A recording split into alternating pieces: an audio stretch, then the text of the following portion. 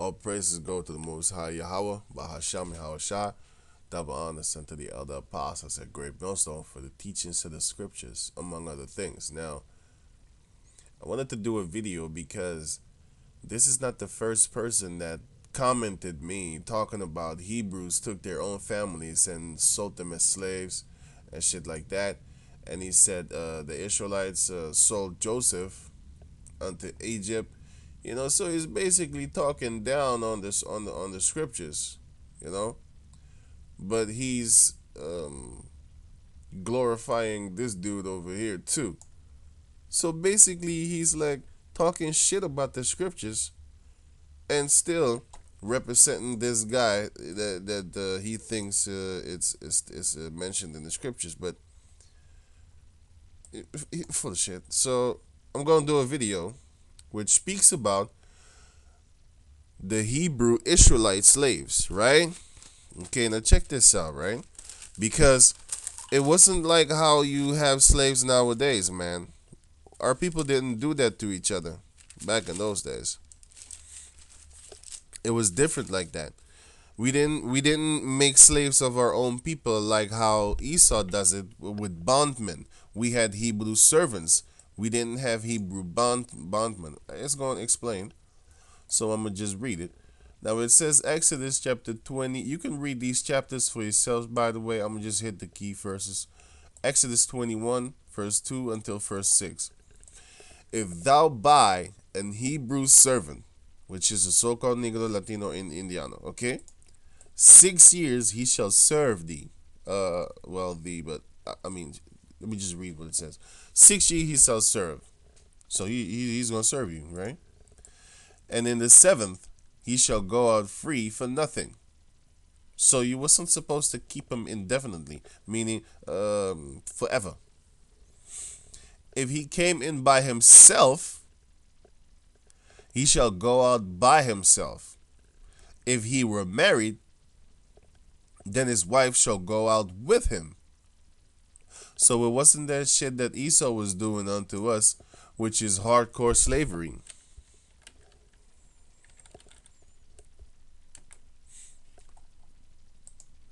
It wasn't like this. It wasn't this. That if you don't pick a certain amount of cotton, you get messed up. Modern day slavery. Okay, whatever. It wasn't like this. Okay, going on. If his master had given him a wife, and she born him sons and daughters, the wife and her children shall be her masters, and he shall go out by himself, right? Because he gave you a wife. It doesn't belong to you. That woman was his maid, most likely and it was a virgin maid, and that's his property. And if the servant shall plainly say, I love my master, my wife, and my children, and will not go out free, then his master shall bring him unto the judges, and he shall also bring him to the door, or unto the doorpost, and his master shall bore his ear through with an awl, and he shall serve him forever. So, do you think it's a slavery like this where you really want to serve forever? Get the hell out of here. It wasn't like this. Like they used to brand us back in those days, but here you have an earring, you know, put an earring in your ear. Now it says Leviticus chapter 25 verse 39 until 55, right? It says, and if thy brother that dwelleth by thee be waxing poor, right? So if you have a poor brother among you, and be sold unto thee, thou shalt not compel him to serve as a bondservant. That's hardcore slavery. That's what you do only with another nation, another race. Now the reason why I'm making this video is also 1 Peter chapter 3 and 15, but sanctify the Lord thy power in your hearts, and be ready always to give an answer to every man that asketh you a reason of the hope that is in you with meekness and fear. But this mother buster, He wasn't coming up with hope and stuff like that. He was basically talking chitter chatter. He wanted to downgrade the Hebrew Israelites by saying, "Oh, slaves," and he said the Hebrews sold their own brother to the Ishmaelites, and they took Joseph to Egypt. Well, I explained to him why he did that, because the Most High did it because he wanted to how you call it again? He wanted to preserve the nation of Jacob, with the dream and stuff. But that's another story. Let me just go on with this. He wasn't coming and asking with the reason of hope and stuff like that. So I don't have to answer him with meekness and in fear. So it says Colossians 4 and 6, let your speech be always with grace, seasoned with salt. I gotta put a little bit of salt on it too, with the giving you the answer. And that salt is scripture, our scriptures, precepts, and stuff like that. I might bust a little joke, put it into, season with salt, Jacob style. That ye may know how ye ought to answer every man. That's with the scriptures, of course, which is going to be the salt, right? Now, going on, it says, but an hired servant, that's how you're supposed to see the brother that's dwelling among you, and he waxed poor and he got sold. Maybe he fell into debt, because if you read the book of Matthew, I forgot which chapter, it was a servant that he couldn't pay his debt, and then he was about to be turned into a slave. But then he pleaded for, please forgive me, I'll get your money and stuff like that. Which also shows you that back in the days, let's say you have a debt and you can't pay it. Well, then your ass is going into slavery. You got to work off that debt. So it says, but as an higher servant, you should see him.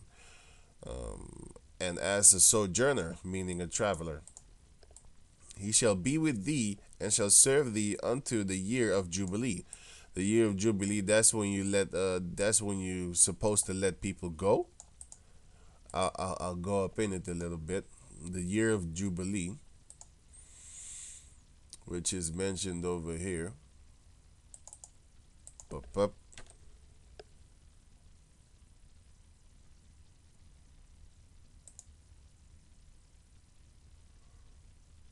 H86 43. The H stands for Hebrew. It says Thara wa e Tharai ah Tharaya Tha I mean Thara why wa Tharawai. Anyway, it says along no. It's an explanation about the Jubilee. Well, you can read it over here where it says Jubilee in the Bible.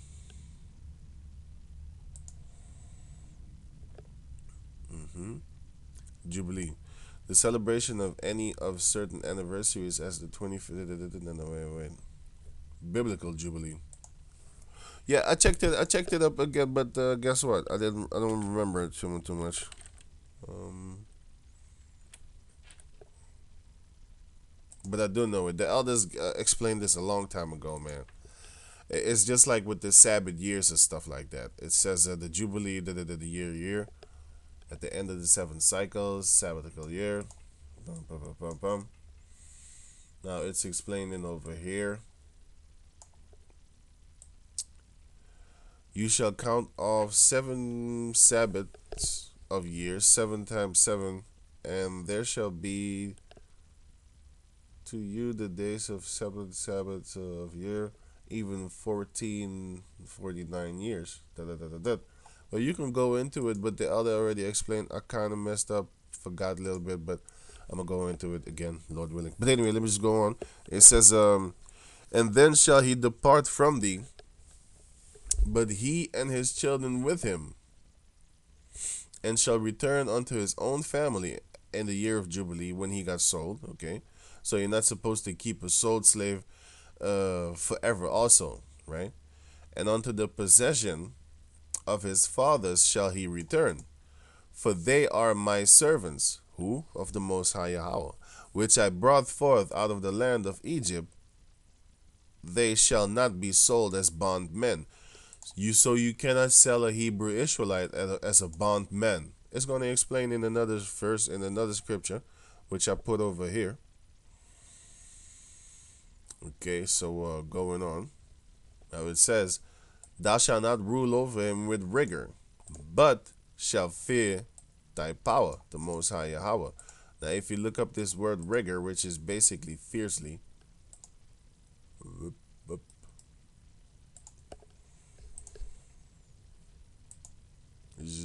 is rigor, you know, rigor, harsh, but just treatment or action, harsh but justified, a severe or cruel circumstance, hardship, the rigor of famine. You're not supposed to deal rigorously with the Hebrew servant. Now, both thy bondmen and thy bondmaids, oh, it's right here, by the way, which thou shalt have, shall be of the heathen. Okay, so there goes the scripture. There goes that thing that the GOCC is saying, that Esau will be treated as a brother in slavery. He just gonna clock in and stuff like that. No, no, he won't. It says, "Both thy bondmen and thy bondmaids, which thou shalt have, shall be of the heathen that are round about you. Of them shall ye buy bondmen or bondmaids," meaning we don't have to treat you right. We could treat you harshly. We could treat you with rigor. We could do what we feel, man. We could do whatever we want. If we feel like cracking your skull open, that's exactly what's gonna happen. If you read the book of Psalms, chapter 137, verse 7 until 9, you're gonna see what we're gonna do to these Edomite babies. It's gonna be fun. 45. "Moreover, of the children of the strangers, which are the Israelite foreigners, that do sojourn among you, of them shall ye buy, and of their families that are with you, which they begot in your land, and they shall be your possession." Right? "And ye shall take them as an inheritance for your children after you, to inherit them for a possession." Wait, let me go check out if this word is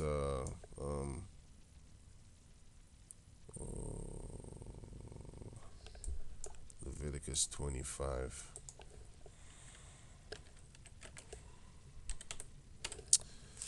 Leviticus 25. Now, if it says Gar, then it's an Israelite foreigner. Now, if it says Nakar, then it is in heathen. 45. Leviticus 25 and 45. It says,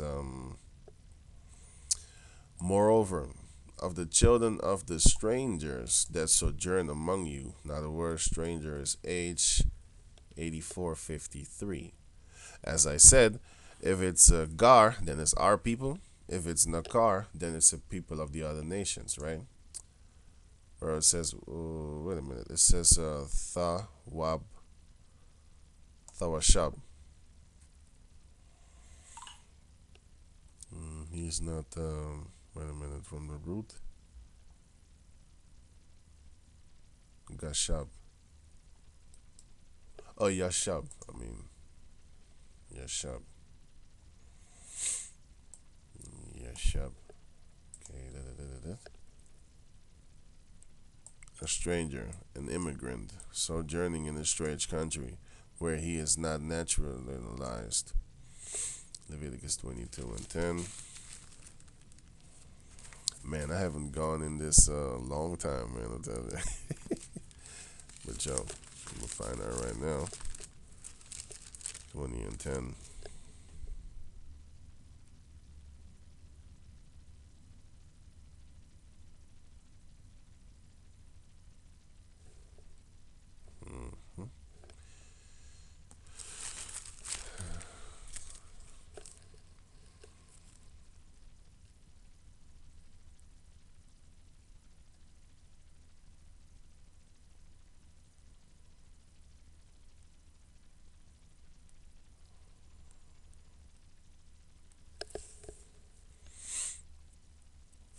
Oh yeah, yeah, yeah. That's the other people. Now going on. as it says, where am I? Okay. Now it says, and ye shall take them as an inheritance for your children after you, to inherit them for possession. So we're going to possess them, right? They shall be your bondmen forever. Okay, let me read it again. Moreover, of the strangers that sojourn among you, so these other nations, of them shall ye buy, and of their families that are with you, which they begat in your land. Okay, and they shall be your possession, and ye shall take them as an inheritance for your children after you. So that means perpetual slavery. To inherit them for a possession, they shall be your bondmen forever. Now it says, of a Hebrew servant, you cannot make him into a, where is it? You cannot make him into a bondman. You cannot make a Hebrew servant into a bondman or a bondwoman, bondmaid actually. You can only do that with the other nations. Okay, but over your brethren, the children of Israel, ye shall not rule one over another with rigor. Okay, and if you have a Hebrew servant, then after 7 years you gotta let him go. It's gonna show. It's gonna show you where it says we gotta let them go, because our people were stubborn and they didn't let them go. But guess what? The Most High judges for that. Like over here. So reading on, where was that? Now it says, and if a sojourner or stranger wax rich by thee, and thy brother that dwelleth by him wax poor, and sell himself unto the stranger, or sojourn by thee, or to the stock of the stranger's family, after that he is sold, he may be redeemed again. So you can buy him back. One of his brethren may redeem him. So I don't have to actually read about that and stuff like this, but I just wanted, well, you know what? I'm going to just read anyway. Either his uncle or his uncle's sons may redeem him, or any that is nigh of kin unto him of his family may redeem him. Or if he be able, he may redeem himself, because he going to get paid and stuff like that. And he shall reckon with him that bought him from the year that he was sold to him unto the year of Jubilee. And the price of his sale shall be according unto the number of years, according to the time of an hired servant shall it be with him. And you can only buy a Hebrew slave as a hired servant. You cannot have him as a bondman or a bondmaid as a woman. If there be yet many years behind according unto them, he shall give again the price of his redemption out of the money that he was bought for. And if there remain but few years unto the year of Jubilee, then he shall count with him, and according unto his years shall he give him again the price of his redemption. And as a yearly hired servant shall he be with him, and the other shall not rule with rigor over him in thy sight. I'm saying so. Even when you see the other brother, but the brother, your nephew or whatever, the man cannot rule with rigor over your nephew. Now it says, and if he be not redeemed in these years, then shall he go out in the year of Jubilee, both he and his children with him. For unto me the children of Israel are servants, the Most High Yahweh. They are my servants whom I brought forth out of the land of Egypt. I am the Lord thy power, your God, your power. Now it says Jeremiah 9:39, Jeremiah 34 verse 9. I'm going to read verse 9 and also verse 14. Now this is what is supposed to be done. That every man should let his manservant and every man his maidservant, being a Hebrew or an Hebrewess, go free, that none should serve himself of them, to wit, of a Jew his brother. So you're supposed to let him go out free. You know what? I'm going to read on. Now when all the princes and all the people which had entered into the covenant, heard that everyone should let his manservant, and everyone his maidservant go free, that none should serve themselves, don't take advantage. That none should serve themselves of them anymore, so don't take advantage of them anymore. Then they obeyed and let them go.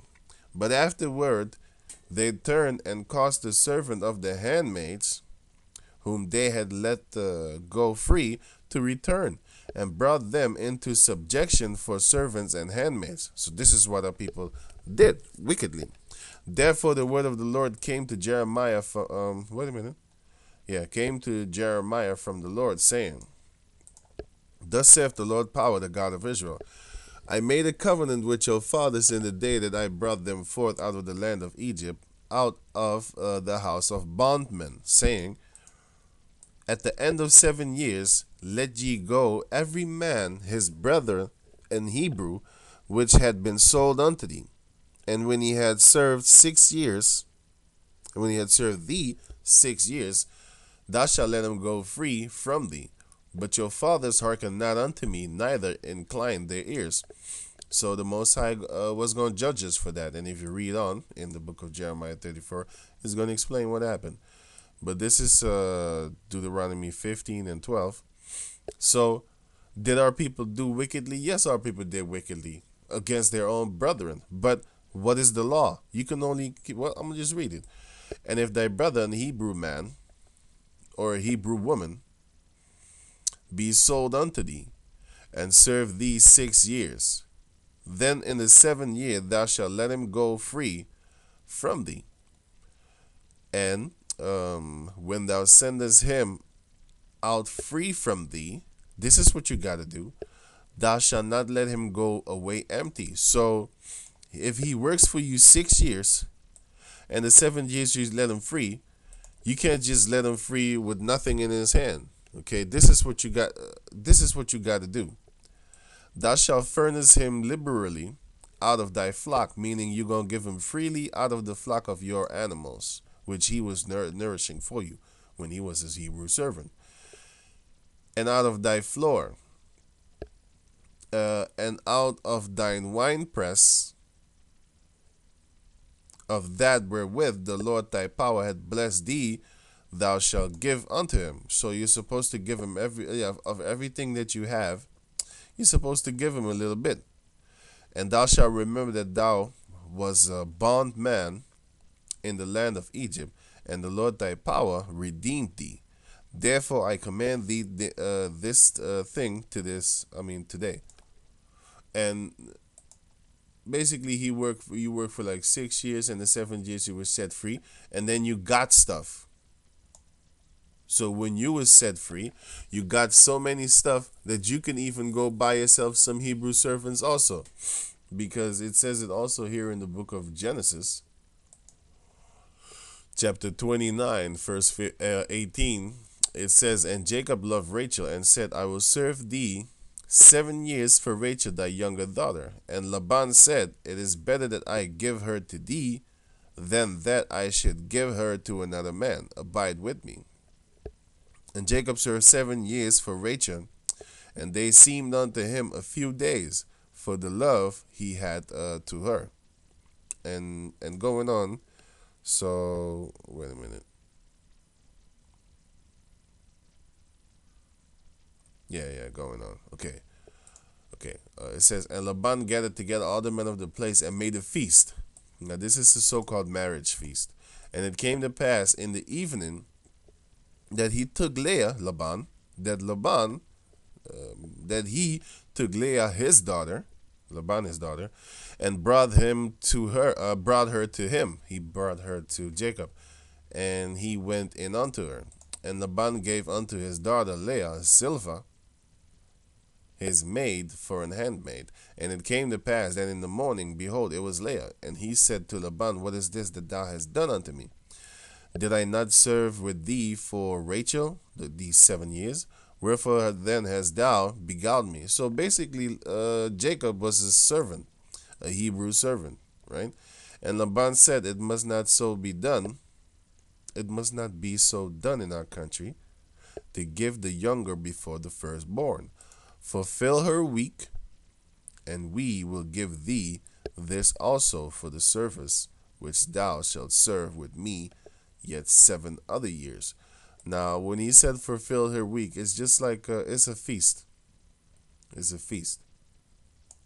It says this, Judges chapter 14 and 12.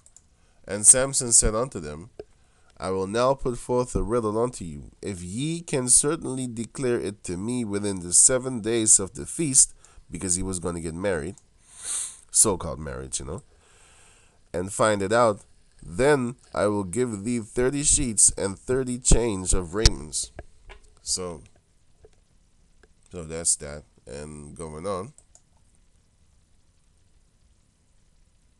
So Jacob served Laban for 14 years actually, but he served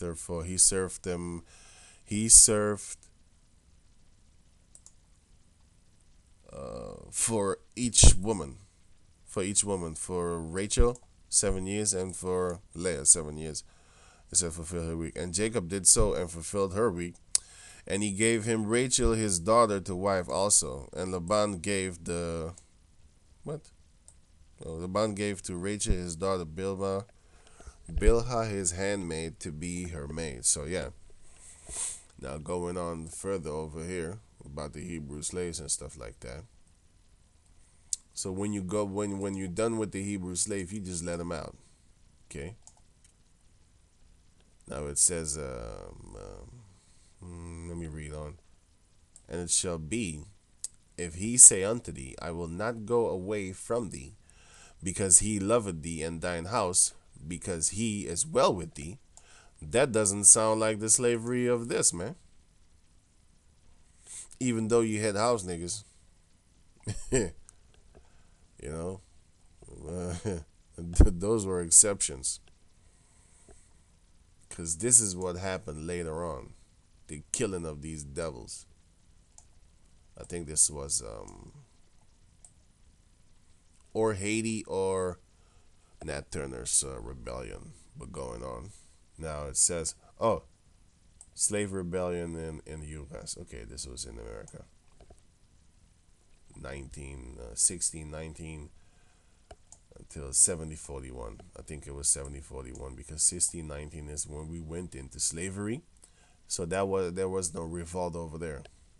Probably had a little couple of fights or whatever, but we quickly got subdued. Anyway, going on. Verse 17, it says Deuteronomy 15 and 17. Then shalt thou take an owl and thrust it through his ear unto the door, and he shall be thy servant forever, and also unto thy maidservant thou shalt do wisely. It shall not seem hard unto thee when thou sendest him away from thee, for he had been worth a double hire servant to thee, in serving thee 6 years, and the Lord thy power shall bless thee in all that thou doest. So let me read it again. Okay? It says, verse 17, then thou shalt take an owl and thrust it through his ear unto the door, and he shall be thy servant forever. Okay, not a bondsman, but a servant. And also unto thy maidservant thou shalt do likewise, which is the same. If you have a female servant that want to stay with you.